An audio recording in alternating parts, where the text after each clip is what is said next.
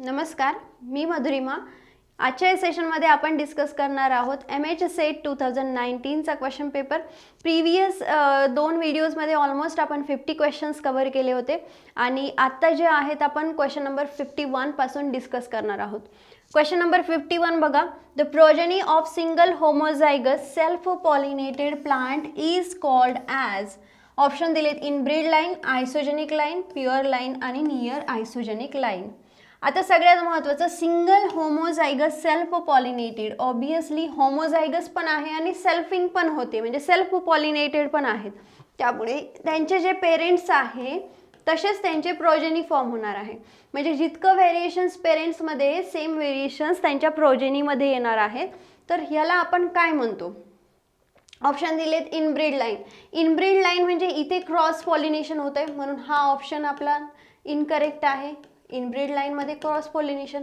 आता आयसोजेनिक लाईन आणि near isogenic line ह्या दोन्हींमध्ये काय होतं तर होमोझायगोसिटी नेसेसरी नाही आहे, आयदर तो हेटेरोझायगस असेल किंवा होमोझायगस असेल, नेसेसरी नाही आहे की होमोझायगसच असायला पाहिजे। म्हणून हे दोन्ही ऑप्शन आपले काय झाले, कट झाले, आयसोजेनिक लाईनचे पण नियर आयसोजेनिक। म्हणून आपला करेक्ट ऑप्शन काय आहे तर प्युअर लाईन। प्युअर लाईनमध्ये जसे पेरेंट्स आहेत तसेच प्रोजेनी फॉर्म होणार आहेत। आता डायग्रामॅटिकली एकदा समजून घेऊयात कसं आहे ते बघा। The pure lines, a pure line for a particular trait is the plant that always produces other plants with the same variants when it reproduced by the self pollination। म्हणजेच त्यांनी काय म्हटलंय की हा जो प्लांट आहे तो प्रत्येक वेळी दुसरा प्लांट जो काही फॉर्म करतोय तो सेम व्हेरियंटचा फॉर्म प्रोड्यूस करणार आहे। कुठल्या प्रोसेसने तर सेल्फ पॉलिनेशनच्या प्रोसेसने, आणि त्यालाच आपण काय म्हणतो तर प्युअर लाईन म्हणतो। आणि मेंडलनेही जेव्हा त्याला कॅरेक्टरिस्टिक स्टडी करायचे होते तेव्हा त्याने प्युअर लाईन्सच यूज केला होता। आता डायग्राममध्ये बघा, इथे ग्रीन कलरची डायग्राम दिसते, इथे ग्रीन त्यांचे पेरेंट्स आहे आणि त्यांचे प्रोजेनी पण ग्रीन कलरचे। इथे जे व्हेरिएशन्स त्यांच्या पेरेंट्समध्ये ते सेम व्हेरिएशन्स इथे आहे। So in this way we have clear the concept of pure lines. Next question बघूयात। Female gametophyte in the nitum at the latter stage is। आता अगोदर जेव्हा क्वेश्चन नंबर फर्स्ट आपण डिस्कस केला होता तेव्हाही नीटम आलं होतं आणि आताही नीटम आलेलं आहे। नीटमच्या लॅटर स्टेजमध्ये म्हणजे फिमेल जे गॅमेटोफाईट आहे तर त्याच्या लॅटर स्टेजमध्ये काय काय तुम्हाला ऑब्झर्व होतं यापैकी। ऑप्शन 1 आहे युनिन्यूक्लिएट, बायन्यूक्लिएट, 8 न्यूक्लिएट आणि मल्टीन्यूक्लिएट। आता नीटममध्ये लॅटर स्टेजमध्ये फिमेलच्या जे ऑब्झर्व होतं ते आहे मल्टीन्यूक्लिएट। आता मल्टीन्यूक्लिएट कशा टाईपमध्ये ऑब्झर्व होणार आहे ते बघूया। हा बघा, हा नीटमची डेव्हलपमेंट आहे एंडोस्पर्मची, आणि ह्या डेव्हलपमेंटमध्ये जर तुम्ही इथे ऑब्झर्व केलं तर ह्या फिमेल गॅमेटोफाईटमध्ये हे जे न्यूक्लियाइज आहे दीज आर द मल्टिपल न्यूक्लियाइज, त्याला आपण म्हणतो मल्टीन्यूक्लिएट फिमेल गॅमेटोफाईट। आणि इथे सेकंड डायग्राममध्ये जर तुम्ही ऑब्झर्व केला, this second diagram is the uninucleate and multinucleate chambers, असे दोन्ही चेंबर्स तुम्हाला इथे बघायला मिळतील। तर लॅटर स्टेजमध्ये काय मिळेल तर मल्टीन्यूक्लिएट मिळणार आहे, ठीक आहे। नेक्स्ट क्वेश्चन बघूयात। Question number 53, the dash dash of the influenza enveloped virus appears to be the involved in the attachment to the host receptor site। Question काय विचारला, जो इन्फ्लुएन्झा व्हायरस आहे किंवा जो हा व्हायरस आहे एनव्हलप्ड व्हायरस ज्याला आपण म्हणतो, त्याची अशी कुठली गोष्ट आहे किंवा असं कुठलं केमिकल आहे किंवा असं कुठलं प्रोटीन आहे की जे रिसेप्टर सोबत बाइंड होतं। आता बघा डायग्रामॅटिकली एकदा बघूयात की फॉर एक्झाम्पल हा आहे इन्फ्लुएन्झा व्हायरस। इन्फ्लुएन्झा व्हायरसचं जेनेटिक मटेरियल काय, RNA हा त्याचा जेनेटिक मटेरियल आहे। ह्याच्यावरती एनव्हलप्ड वरती काय तर काही प्रोटीन कोट्स बनलेले आहेत। अशा टाईपमध्ये व्हायरसेसच्या वरती काय तर प्रोटीन कोट्स बनलेले। तुम्हाला कोरोनामुळे तर व्हायरसेसचं स्ट्रक्चर चांगल्यापैकी लक्षात असेल अशा टाईपमध्ये। आणि असं म्हणतात की कोरोना पण काय इन्फ्लुएन्झा फॅमिलीमधला व्हायरस आहे, त्याचं पण जेनेटिक मटेरियल काय RNA आहे, ठीक आहे। आता ह्याचा असा कुठला प्रोटीन पार्ट आहे आउटर कव्हरिंगवरचा, असा कुठला प्रोटीन पार्ट आहे की जो होस्ट सेलला बाइंड होतो। लेट्स कन्सिडर ह्या होस्ट सेलचा हा मेम्ब्रेन आहे, ठीक आहे। ही होस्ट सेल आहे, हा त्याचा मेम्ब्रेन आहे आणि मेम्ब्रेन जो आहे तो अशा प्रकारे मी डिनोट करते. ह्याच्यावरती अशा काही ग्लुकोजच्या चेन्स आहेत किंवा ग्लायकॅन चेन्स आहेत, त्या ह्याच्यासोबत काय होत असतात, बाइंड होत असतात. ह्याला आपण म्हणतो रिसेप्टर्स. म्हणजे कुठे रिसेप्टर्स प्रेझेंट आहेत, तर ह्या होस्टकडे रिसेप्टर्स प्रेझेंट आहे. मग नेमकं ह्या प्रोटीनचं नाव काय, हा क्वेश्चन त्यांनी विचारला आहे. ऑप्शन बघाय, पिलाइज, पिलाइज कोणामध्ये असतात, बॅक्टेरियामध्ये. फिमरी कोणामध्ये असतात, बॅक्टेरियामध्ये. ऑब्विसली हे दोन्ही ऑप्शन्स इनकरेक्ट. आपल्याला विचारलंय कशाचं, व्हायरसेसचं. त्यानंतर हिम अग्लुटिनिन आणि न्यूरामिनिडेज हे दोन ऑप्शन्स आहेत. आता हिम अग्लुटिनिन आणि न्यूरामिनिडेज पैकी असा कुठला प्रोटीन आहे ते आपण बघूयात. बघा, ही डायग्राम आहे आपल्या इन्फ्लुएन्झा व्हायरसची. आता इन्फ्लुएन्झा व्हायरसेसमध्ये हा जो आहे, हा जो रेड पोर्शन तुम्हाला दिसतोय, हा रेड पोर्शन इज द हिम अग्लुटिनिन आणि हे जे ब्लू कलरचे दिसतंय, दिस इज द न्यूरामिनिडेज. आतमध्ये काय आहे, सिंगल स्ट्रँडेड RNA. हे बीड्स कशाचे आहेत किंवा ही आउटर कोटिंग कशाची आहे, कॅप्सोमियर्सची आहे, जी कॅप्शिडपासून बनलेली आहे. मग आता तुम्ही इथे बघा, ही काय आहे, ही आहे होस्ट सेलचा मेम्ब्रेन. मेम्ब्रेन जो आहे तो लिपिड बायलेअर पासून बनलेला आहे आणि ह्याच्यामध्ये काय आहे, हा प्रोटीन आहे जो रिसेप्टर म्हणून काम करतो आणि इथे त्या रिसेप्टरवरती जी चेन प्रेझेंट आहे ती काय आहे, ग्लायकॅन चेन. केअरफुली ऑब्झर्व केलं तर ही ग्लायकॅन चेन जी आहे ती इथे एका प्रोटीन सोबत इंटरॅक्ट करते. हा प्रोटीन कोणाचा आहे, हा प्रोटीन आहे इन्फ्लुएन्झाचा. मग रेड कलरने कोणता प्रोटीन आहे, हिम अग्लुटिनिन. म्हणजेच आपले करेक्ट ऑप्शन काय आहे, hemagglutinin is the protein which interacts with the host receptor. ठीक आहे, नेक्स्ट क्वेश्चन बघूयात. Question number 54. Eating meat from the cattle with the bovine spongiform encephalitis can cause a variants of dash dash in the human. मग अशी कुठली खराब असलेलं किंवा meet जे आपण खातो, जर ते कंटॅमिनेटेड मीट असेल आणि जर ते खाल्लं तर काय होऊ शकतं, तर तो पर्टिक्युलर पर्सनला एक डिसीज होऊ शकतो. तो कुठला डिसीज आहे ते त्यांनी विचारले. ऑप्शन दिलेत, कुरू, फॅटल फॅमिलियर इसोमनिया, क्रुट्सफेल जेकोब डिसीज आणि नीड्समॅन स्ट्रॉसलर शेकर सिंड्रोम. हे असे 4 ऑप्शन दिले.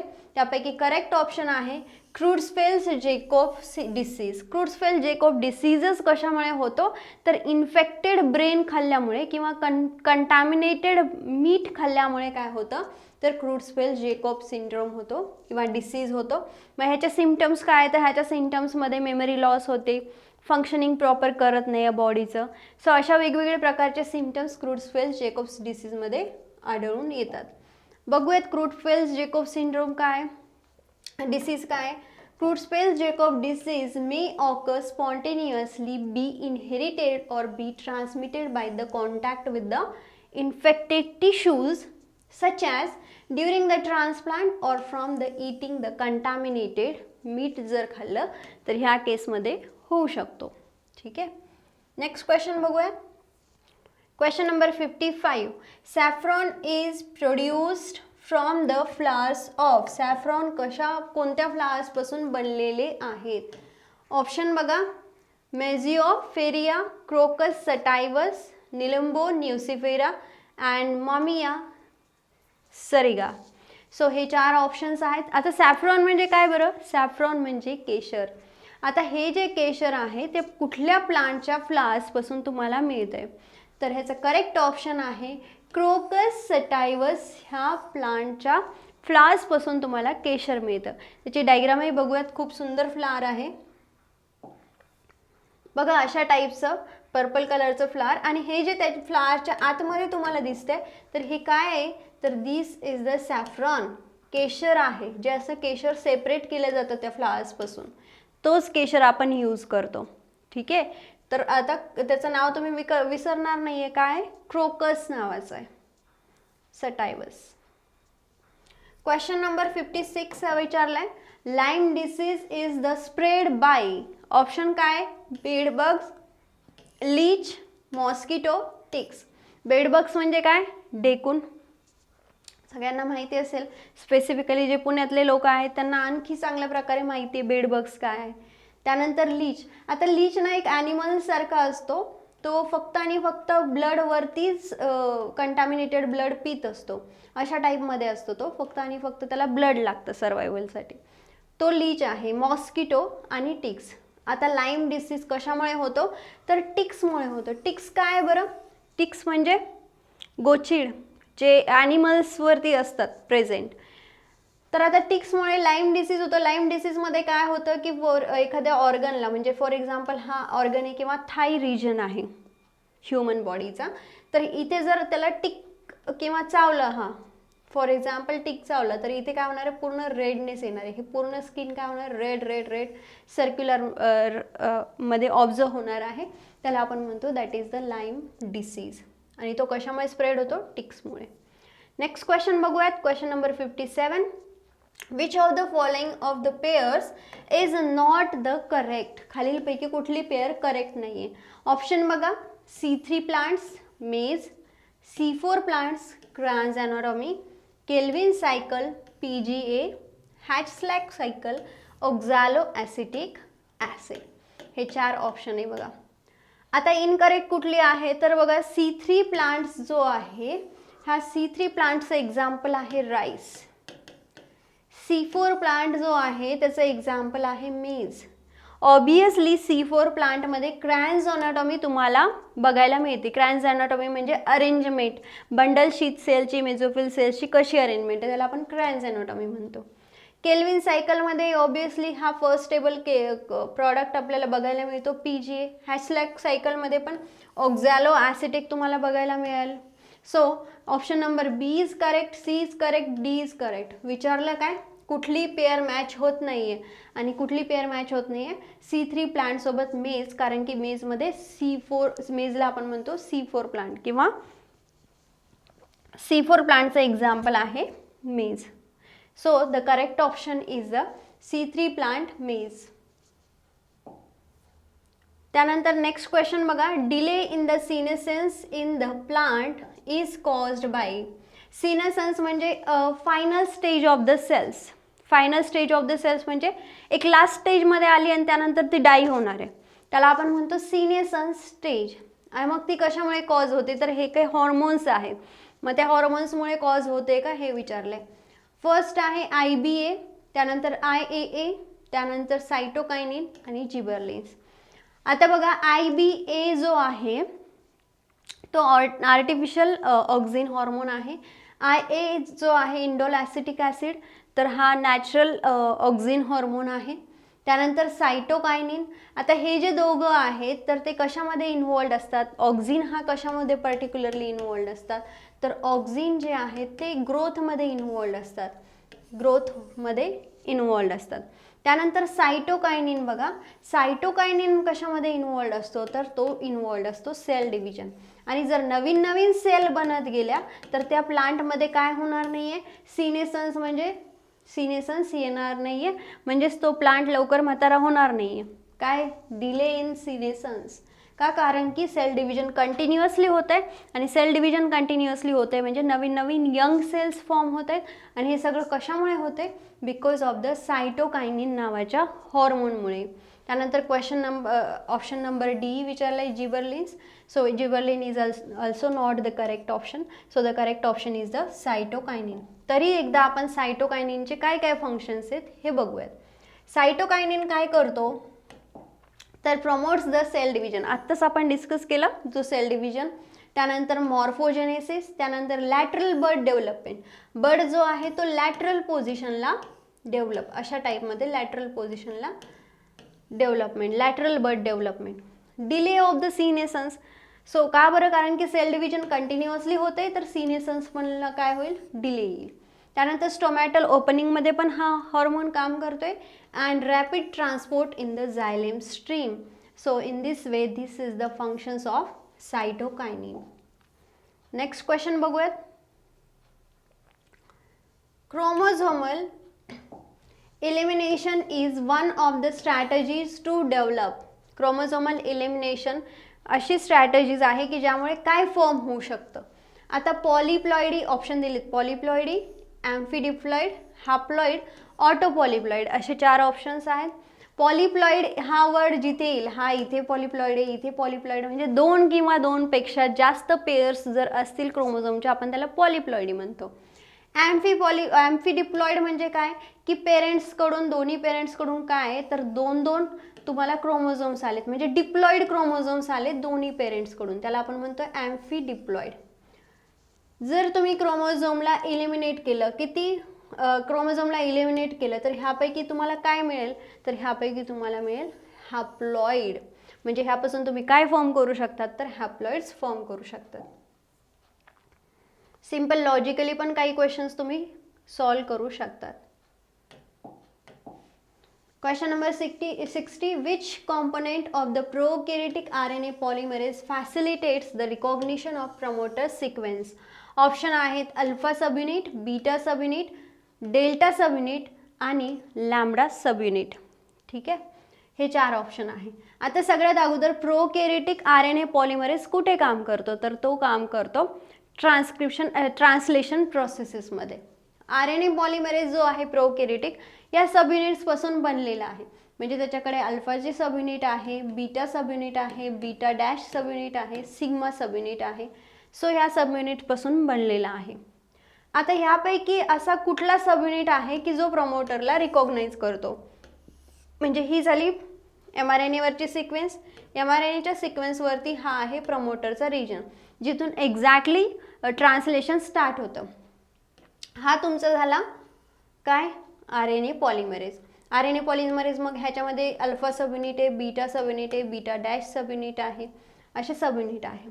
मग एक्झॅक्टली तुमचा RNA पॉलिमरेज ह्या प्रमोटर रिजनलाच बाइंड झालाय की नाही हे बघण्यासाठी कोण असतं तर हा सबयुनिट असतो, त्याला आपण म्हणतो that is the sigma subunit.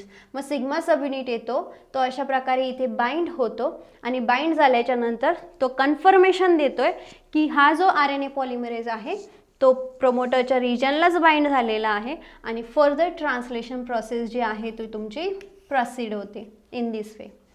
आता आपण एकदा स्ट्रक्चर बघून घेऊयात RNA पॉलिमरेजचं, पर्टिक्युलरली प्रोकॅरियोट. ठीक आहे, आता हे आहे प्रोकॅरियोटिक RNA पॉलिमरेज, ज्याला आपण होलो एन्झाईम म्हणतोय. ह्या होलो एन्झाईममध्ये काय एक अल्फाचा सबयुनिट आहे, अल्फाचे 2 सबयुनिट आहे. हे जे रेड कलरचे आहेत ते काय आहेत अल्फाचे 2 सबयुनिट आहेत.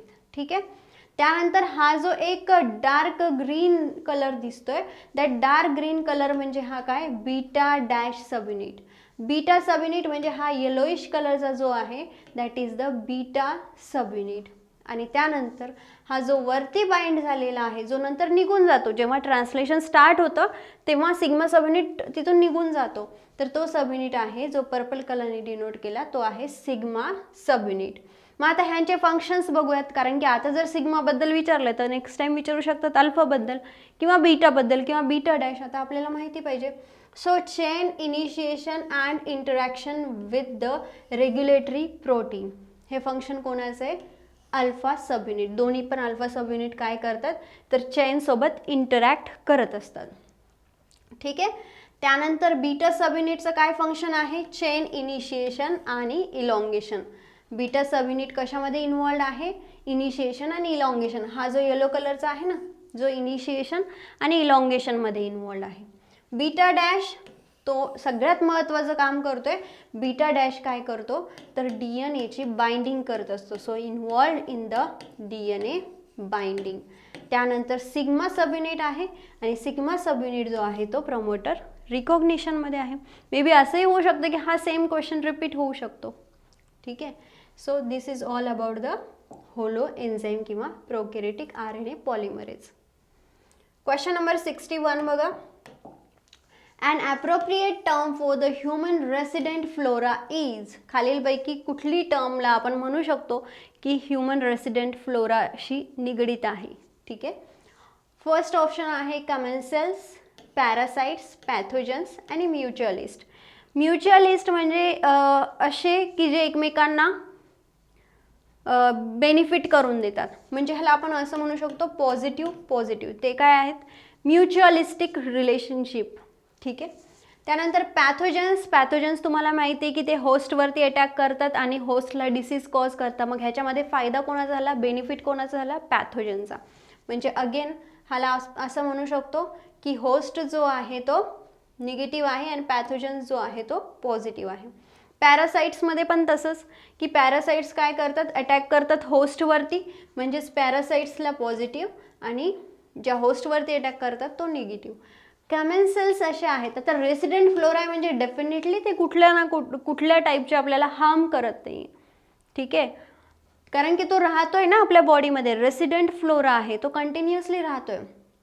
सो त्याचा ऑप्शन करेक्ट काय आहे तर कमेन्सेल्स आहेत.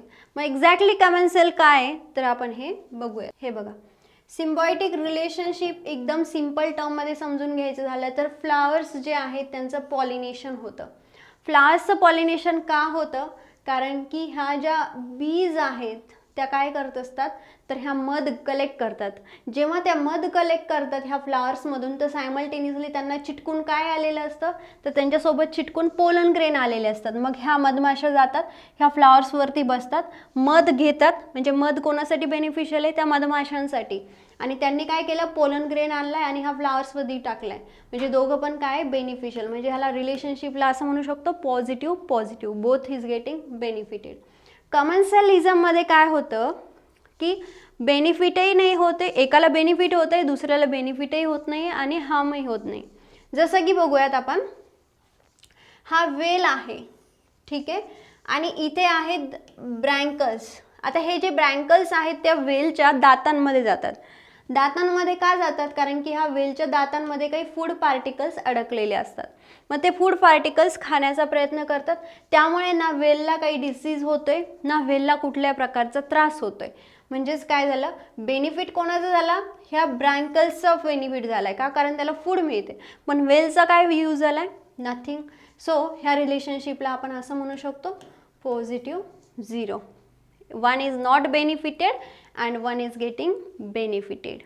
Okay. And last one is the parasitism. Parasitism obviously एखादा पॅरासाइट काय करतो तर अटॅक करतो आणि अटॅक केल्यामुळे काय होणार, त्या पॅरासाइटला तर फायदा होणारच आहे, पण ज्याच्यावरती अटॅक करतो त्याला काय होणार, लॉस होणार आहे. So positive negative. तर मग आपले जे रेसिडेंट फ्लोरा आहे त्यांच्यामध्ये कमेन्सेलिझम आहे, म्हणजे त्यांना फूड मिळतं आणि ते तिथे सर्वाइव्ह करू शकतात. नेक्स्ट क्वेश्चन बघा, transplantation of the stem cells population from the genetically identical donor to the recipient is said to be. Genetically identical donors म्हटले ना, जेनेटिकली आयडेंटिकल डोनर्स कसे असू शकतात की फॉर एक्झाम्पल ते ट्विन्स आहेत, त्याला आपण म्हणू शकतो जेनेटिकली आयडेंटिकल. ऑप्शन बघा, ऑटोलॉगस, सिनजेनिक, ॲलोजेनिक आणि झिनोजेनिक. हे 4 ऑप्शन्स आहेत.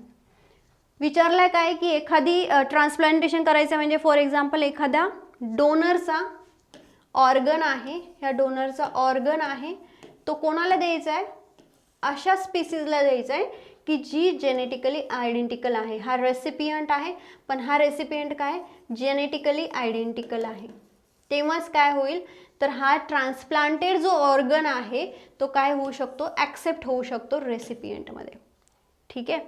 आता ऑटोलोगस ही टर्मिनॉलॉजी काय, ऑटोलोगस म्हणजेच काय की स्वतःचाच पार्ट. म्हणजे हा ह्युमन आहे बघा, हा ह्युमन आहे आणि काय झालं की ह्या ह्युमनची स्किन हाताची जी आहे ती जळाली थोडीशी. आता फायर लागल्यामुळे स्किन जळाली, स्किन खराब झाली. मग डॉक्टर काय करणार आहेत, डॉक्टर त्यांच्या पायाची स्किन काढतील आणि जिथे डॅमेज झालेलं आहे तिथे ती स्किन जोडतील. त्या गोष्टीला आपण काय म्हणतो तर ऑटोलोगस ट्रान्सप्लांटेशन म्हणतो. म्हणजे स्वतःच, ऑटो म्हणजे सेल्फ, स्वतःच्याच बॉडीचा पार्ट घेतला, स्वतःच्याच बॉडीवरती दुसरीकडे जॉईन केला. त्यानंतर सिनजेनिक म्हणजे काय, सिनजेनिक म्हणजे सिमिलर आहे, जे जेनेटिकली आयडेंटिकल आहे. मग जेनेटिकली आयडेंटिकल कोण असू शकतं, ट्विन्स असू शकतात. ते बऱ्याचदा सेम असतात, खूप सिमिलॅरिटी असते, म्हणून आपण त्याला काय म्हणतो जेनेटिकली आयडेंटिकल. म्हणजेच ह्या ट्विन्सचा पार्ट ह्या ट्विन्सला दिला, ट्विन ए आहे ट्विन बी आहे, हे दोघं आयडेंटिकल आहे, एचा पार्ट दिला बीला. ठीक आहे, त्याला आपण म्हणतो दॅट इज द सिनजेनिक. त्यानंतर आहे ॲलोजेनिक. ॲलोजेनिक म्हणजे काय की एक सेम स्पीसीज आहे, म्हणजे एका ह्युमनपासून दुसऱ्या ह्युमनला तुम्ही ट्रान्सप्लांट केला एखादा ऑर्गन, त्याला आपण म्हणतो ॲलो. ॲलो म्हणजे different but having the same species. Human असेल तर ह्युमन, डॉग्स असतील तर डॉग्स, एका डॉग्सने दुसऱ्या डॉग्सला दिलं, ठीक आहे, अशा टाईपमध्ये. ॲनिमल असतील तर एका ॲनिमलने दुसऱ्या ॲनिमलला, पण पर्टिक्युलर स्पीसीजचा, म्हणजे कॅट असेल कॅटचा कॅटला पार्ट, सो त्याला आपण म्हणतो ॲलोजेनिक. त्यानंतर झिनोजेनिक. झिनोजेनिक म्हणजे काय, डिफरंट स्पीसीज, म्हणजे बकऱ्याचा डोळा आहे तो लावला ह्युमनमध्ये, सो त्याला आपण म्हणतो झिनोजेनिक ग्राफ्टिंग. बघूयात डिटेलमध्ये. ऑप्शन ह्याचा करेक्ट आहे genetically identical donor of the recipient. Yes, genetically identical काय असणार आहे ऑप्शन सिनजेनिक. बघा, classification of the graft according to the donor recipient genetic relationship. Autograft are those transferred from the one part of the individual to the another location on the same individual. Same individual वरती एका पार्टवरून घेतला दुसऱ्या पार्टवरती join झाला, तो आहे autograft. Syngeneic graft, those transferred between the different individuals who are genetically identical. मग option आहे identical twins. Allogeneic graft, these are those transferred between the two genetically variable individuals of the same species. And xenograft between the different species. So our correct answer is the syngenic graft. Question number 63 बघा. For thorough mixing of the medium and inoculum, the part of the fermenter is useful. म्हणजे continuous आपला एखादा inoculum टाकला आहे आणि त्याला continuous stirring करायचं किंवा मिक्सिंग करायचं आहे, मग त्यासाठी कुठला असा पार्ट यूज होतो. म्हणजेच ऑब्वियसली हा प्रश्न विचारला आहे फर्मंटर्सशी रिलेटेड. म्हणजेच फर्मंटरमध्ये जे काही पार्ट्स आहेत त्या प्रत्येकाचे तुम्हाला फंक्शन्स माहिती पाहिजे. आता जर एका पार्टबद्दल विचारले तर नेक्स्ट एक्झाममध्ये दुसऱ्या पार्टबद्दल विचारू शकतात. ऑप्शन्स बघा. शाफ्ट आहे का तो की जो मिक्सिंगमध्ये इन्वॉल्व होतो, किंवा हेड स्पेस, किंवा इम्पेलर, किंवा स्पार्जर, हे 4 ऑप्शन्स आहेत. मग आता बघूयात करेक्ट ऑप्शन. त्या अगोदर आपल्याला माहिती पाहिजे फंक्शन्स काय आहेत ह्या प्रत्येकाचे. बघा, parts of fermenter. Impeller, impeller किंवा त्याला आपण एजिटेटर म्हणतो. To stir the media continuously and hence prevent the cell from settling down and distribute oxygen throughout the medium. Impeller speed decreases as the size of fermenter increases. Function काय? Function is the to stir the media continuously. Impellerचं function आहे. Second बघा, sparger. स्पार्जरचा ला आपण aerator पण म्हणतो. It introduce the sterile oxygen into the media. म्हणजे फर्मंटर आहे, फर्मंटरमध्ये जर ऑक्सिजन प्रोव्हाइड करायचं असेल तर तो कोण प्रोव्हाइड करतं? स्पार्जर. त्यानंतर आहे बॅफल्स, ज्याला आपण वोर्टेक्स ब्रेकर म्हणतो. वोर्टेक्स ब्रेकर म्हणजे एखादी गोष्ट कंटिन्युअसली अशा राऊंड डायरेक्शनमध्ये फिरते, तर ती कंटिन्युअस राऊंडमध्ये न करता अचानक ती अशी उलट्या टाईपमध्ये फिरेल, पुन्हा सरळ फिरेल, पुन्हा उलटी फिरेल. मग ह्याला आपण काय म्हणतो? वोर्टेक्स ब्रेकर, किंवा त्याला बॅफल्स म्हणतो. म्हणजे अडथळा येतो एका डायरेक्शनमध्ये फिरण्यासाठी, अडथळा येतो म्हणून उलट्या direction. Disrupt the vortex and provide the better mixing. So the correct option बघा, मिक्सिंगमध्ये कोण इन्वॉल्ड आहे? टू स्टीर द मीडिया किंवा इनोकुलम मिक्स करण्यासाठी इम्पेलर इन्वॉल्ड असतात. ठीक आहे. क्वेश्चन बघा. For the through out mixing of the medium and inoculum the part of fermenter is useful in, आणि ऑप्शन आहे इम्पेलर. नेक्स्ट टाइम स्पार्जरचं फंक्शन विचारतील तर तुम्हाला माहिती पाहिजे स्पार्जरचं, किंवा बॅफलचं फंक्शन माहिती पाहिजे. त्यानंतर नेक्स्ट क्वेश्चन बघा. Peptide antigen assemble with the class 1 MHC added by. Peptide antigen आहे जो की क्लास 1 MHC सोबत बाइंड झालेला आहे. त्या पेप्टाइड अँटीजनला काय म्हणतो आपण? सो ऑप्शन आहे chaperone molecules, immunoglobulins, T cell receptors, cytokinins. आता यापैकी इम्युनोग्लोब्युलिन्स अँटीबॉडी तिथे जाऊन बाइंड होत नाही, म्हणजे हे ऑप्शन इनकरेक्ट झालं. टी सेल रिसेप्टर जे आहेत ते तिथे जाऊन बाइंड होत नाही. सायटोकायनिन्स पण त्याच्यासोबत बाइंड झालेला नाही आहे. मग कोण आहे? तर these are the chaperone molecules. मग चॅपेरॉन्स काय, तर these are the molecules which are involved in the proper folding of the protein. म्हणजे MHC मॉलिक्यूल हा जर एक प्रोटीन असेल किंवा हा एक पार्ट असेल, प्रोटीन असेल, तर प्रॉपर फोल्डिंगमध्ये कोण इन्वॉल्ड आहे, तर chaperones. Without the chaperones the proper folding can not be possible. So the correct option is the chaperones. Next question बघा, question number 65. Methyl transferases of the restriction modification system seems to have evolved by. म्हणजे restriction modification सिस्टीममध्ये जो methyl transferase आहे तो अशा कुठल्या सिस्टीमने evolve झाला आहे. मग इव्हॉल्युशनमधून हा क्वेश्चन विचारला गेला आहे. ऑप्शन बघा, convergent evolution, divergent evolution, mix of convergent divergent evolution आणि नॅचरल इव्होल्युशन. आता कॉन्व्हर्जंट इव्होल्युशन म्हणजे काय, कॉन्व्हर्जंट इव्होल्युशन म्हणजे ॲन्सेस्टर सेम आहे. फॉर एक्झाम्पल हा एक ॲन्सेस्टर आहे, ह्या ॲन्सेस्टरपासून दोन प्रोजेनी तयार झाल्या. ठीक आहे, एक प्रोजेनी आहे ज्याची बीक, म्हणजे आता बर्ड्स घेतलं, ज्याची बीक अशा टाईपमध्ये आहे, आणि एक प्रोजेनी त्याची बीक अशा टाईपमध्ये आहे. दोघांची पहिले सेम असते, त्यानंतर ही बीक दोघांची काय सेम आहे. ठीक आहे, आणि सेम असल्याच्या नंतर मग फर्दर काय होणार आहे, तर फर्दर ते काय होणार आहे, जिओग्राफिकल बॅरियर होणार आहे, किंवा कुठल्याही एखाद्या गोष्टीमुळे ते दोन ठिकाणी काय होणार आहे, सेपरेट आउट होणार आहे. मग सेपरेट आउट झाल्याच्यामुळे त्यांचे कॅरेक्टरिस्टिक्स पण डिफरंट क्रिएट होणार आहे. तर ह्याला आपण म्हणतो this is the type of evolution. मग अशा टाईपचे इव्होल्युशन्स होत असतात. मग बघूयात एकदा कॉन्व्हर्जंट इव्होल्युशन म्हणजे काय किंवा डायव्हर्जंट इव्होल्युशन म्हणजे काय. डायव्हर्जंट इव्होल्युशनमध्ये, सॉरी मी कॉन्व्हर्जंटमध्ये सांगितलं, डायव्हर्जंट इव्होल्युशनमध्ये ॲन्सेस्ट्रल जो आहे तो कॉमन असतो. जसं इथे डायग्राममध्ये तुम्हाला दिसते बघा, ॲन्सेस्टर जो आहे तो कॉमन आहे. या एका ॲन्सेस्टरपासून हा ॲनिमल फॉर्म झाला आहे, किंवा हा ॲनिमल अशा टाईपमध्ये इव्हॉल्व झाला आहे, हा ॲनिमल अशा टाईपमध्ये इव्हॉल्व झाला आहे, हा अशा टाईपमध्ये. म्हणजेच the pattern of evolution in which the two closely related species gradually becomes more and more dissimilar. Parents एकच होते, पण झालं काय की जिओलॉजिकली डिफरंट ठिकाणी गेले. म्हणजे हा जो जिराफ आहे तो गेला जंगलामध्ये, हे जे ससा आहे तो एका ठिकाणी गेला, आणि त्यामुळे काय झालं की त्यांचे हॅबिटेट बदलले, जिओग्राफिक रिजन बदलला. मॅमल्सच आहेत सगळे, एकच ॲन्सेस्टरपासून बनले, पण त्यामुळे काय झालं त्यांच्यामध्ये हळूहळू खूप व्हेरिएशन्स क्रिएट झालं, आणि त्यामुळे ते पूर्णपणे एकमेकांपासून डिफरंट बनले. त्याला आपण म्हणतो divergent. Ancestor single and they are getting diverted in more species. त्यानंतर बघा, कॉन्व्हर्जंट इव्होल्युशन म्हणजे काय, the pattern of evolution which is unrelated organism evolve similar trait because they live in the similar habitat.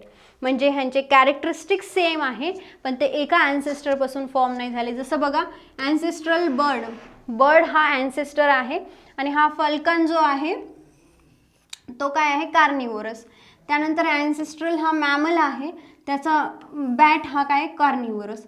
किंवा मग हा रेप्टाईल्समध्ये आहे, हा जो बर्ड आहे तो पण काय कार्निवोरस. म्हणजेच ह्यांचं काय आहे, तर ह्यांचे कॅरेक्टरिस्टिक्स सिमिलर आहे, कारण की ते एकाच हॅबिटॅटमध्ये राहत आहेत, पण त्यांचे ॲन्सेस्टर काय डिफरंट. म्हणजेच कॉन्व्हर्जंट म्हणजे अशा टाईपमध्ये असं म्हणू शकतो, डिफरंट ॲन्सेस्टर ते सगळे एका ठिकाणी आले, सेम कॅरेक्टर्स.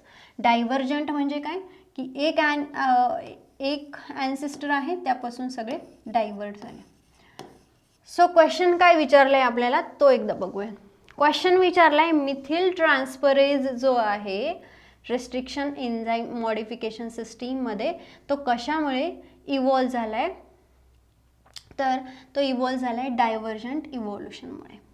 ठीक आहे, नेक्स्ट क्वेश्चन बघूयात. Which of the following is not the pre-mating mechanism of the isolation? Pre-mating mechanism नाही आहे आयसोलेशन. टेम्पोरल म्हणजे डिपेंडिंग ऑन द टाईम ह्याचं मॅच्युरेशन अगोदर झालं, त्याचं मॅच्युरेशन उशिरा झालं. डिपेंडिंग ऑन द टाईम जे काही आयसोलेशन होतं त्याला आपण म्हणतो temporal isolation. Zygotic mortality, behavioural isolation, mechanical isolation. आता बघूयात हे मेकॅनिझम आहेत का प्री मेटिंगचे. बघा, प्री झायगोटिक बॅरियर म्हणजे झायगोट फॉर्म होणार नाही आहे, त्याच्या अगोदरच हे बॅरियर्स क्रिएट झालेले आहेत. Pre zygotic barriers are obstacle that are present before the egg can be fertilise. Egg fertilise होण्याच्या अगोदर जे काही बॅरियर्स आहे त्याला आपण प्री झायगोटिक बॅरियर्स म्हणतो. मग बघा इथे काय, इकोलॉजिकल आयसोलेशन म्हणजे एक दुसऱ्या ठिकाणी राहते कुठेतरी, एक दुसऱ्या ठिकाणी, तर त्यांचं मेटिंग होऊ शकतं का नाही, त्यांचं फर्टिलायझेशन होऊ शकतं का, पॉसिबल नाही. टेम्पोरल आयसोलेशन, फॉर एक्झाम्पल दोन सेम स्पीसीज आहे पण एकाचं मॅच्युरेशन काही लवकर होतं, एकाचं मॅच्युरेशन लेट होतं. ह्या डिफरन्समुळे, ह्या टाईमच्या डिफरन्समुळे काय होणार नाही आहे, फर्टिलायझेशन होणार नाही किंवा झायगोट फॉर्म होणार नाही.